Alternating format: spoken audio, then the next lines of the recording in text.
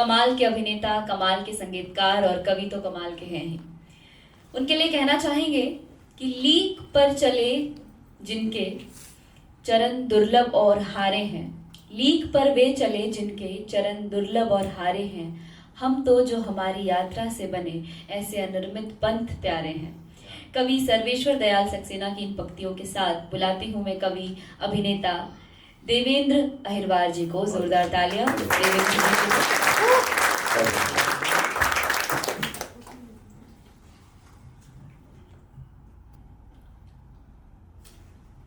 एक कविता पढ़ता हूँ, उसका नाम है मजदूर। घनी दोपहरी में सर से टपकता पसीना मजदूर की पीठ पर लिखता है सबसे सुंदर कविता। घनी दोपहरी में सर से टपकता पसीना मजदूर की पीठ पर लिखता है सबसे सुंदर कविता, और मेहनत से गीले माथे पर उगती हैं गहरी गहरी छुरियां जिनमें फलती है 2 वक्त की रोटी। मजदूरी करता इंसान खेत होता है जिसमें यूरिया की जगह छिड़की जाती है बच्चों की भूख, बूढ़ी माँ की दवा, पिता के हुक्के का धुआं और प्रसव पीड़ा सहती पत्नी की चीख। मजदूर अपने आप में एक देश होता है। मजदूर अपने आप में एक देश होता है जिसे आज तक भूगोल के किसी भी नक्शे में कोई जगह नहीं दी गई।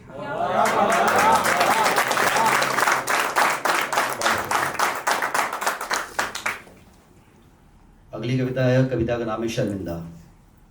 हम इतने जातियों में बटे हुए हैं और हम सबसे पहले एक जाति होते हैं इंसान से पहले, जो हमारे देश का दुर्भाग्य है।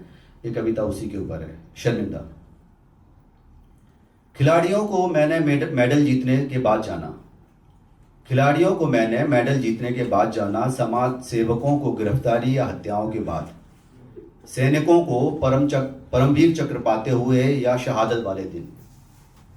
एक बेहद मीठी ठुमरी सुनते हुए गूगल किया तो पता चला कि गिरजा देवी जी गा रही हैं, जो आज से कई साल पहले गुजर गई। बहुत से महान कवियों कवियों की जीवनी पढ़ने के बाद मुझे पता चला कि जीते जी उन्हें मेरे जैसों ने कभी महान नहीं माना। मैंने महिलाओं की प्रताड़ना को तब जाना जब मैं अपनी कई प्रेमिकाओं को प्रताड़ित कर चुका था। मैंने महिलाओं की प्रताड़ना को तब जाना जब मैं अपनी कई प्रेमिकाओं को प्रताड़ित कर चुका था। इतिहास में मेरी रुचि तब जागी जब मन माफिक से बदला जा रहा था।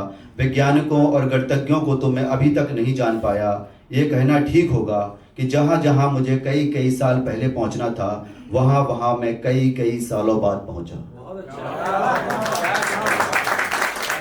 ये कहना ठीक होगा कि जहाँ जहाँ मुझे कई साल पहले पहुँचना था, वहाँ मैं कई सालों बाद पहुँचा। और हाँ, भूगोल का नक्शा देखकर मेरी दिशाएं हमेशा गड़बड़ाई, पर फिर भी जाति मेरे पास जन्म से बहुत पहले पहुँच गई थी। और हाँ, भूगोल का नक्शा देखकर मेरी दिशाएं हमेशा गड़बड़ाई, फिर भी जाति मेरे जन्म से बहुत पहले पहुंच गई थी। इस अंतिम पंक्ति को छोड़कर पूरी कविता के लिए मैं शर्मिंदा हूं। बाकी अब तुम्हारी बारी है।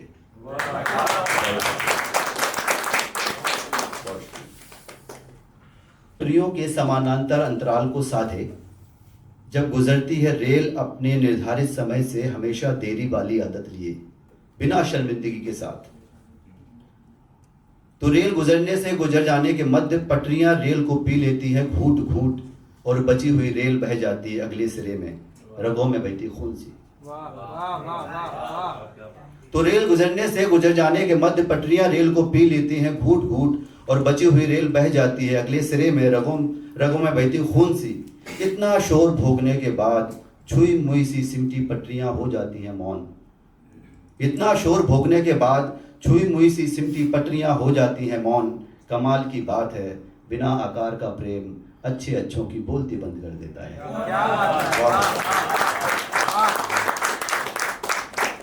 एक कविता है लिंचिंग पढ़ता हूँ। डरावने नारों के बीच एक आवाज, बिल्कुल सादी आवाज, जिसने कुछ साल पहले लाड़ में रखा था अपनी प्रेमिका का छोटा सा नाम, जो आज उसकी पत्नी थी। बिना चूमे निकला था वो अपनी बेटी का माँ था। उसे नहीं था पता कि आखिरी बार रख रहा था दहलीज के बाहर कदम, इसलिए उसने नहीं कहा किसी से कुछ भी आखिरी बात की तरह। तभी कुछ खूनी आवाज़ों ने उसे घेरा, फिर उन नारों ने नारे दोहराने को कहा। जब उसने लोकतंत्र का हवाला दिया तो उसके मुंह में गाड़ दिया लहराता तिरंगा और काट दिया उस सहमी आवाज़ का गला। वैसे गला काट देना उतना डरावना नहीं होता जितना डरावना है जुबान काट देना। वैसे गला काट देना उतना डरावना नहीं होता जितना डरावना है जुबान काट देना। मैं आजकल जुबान कटे लोगों से घिरा हुआ हूँ।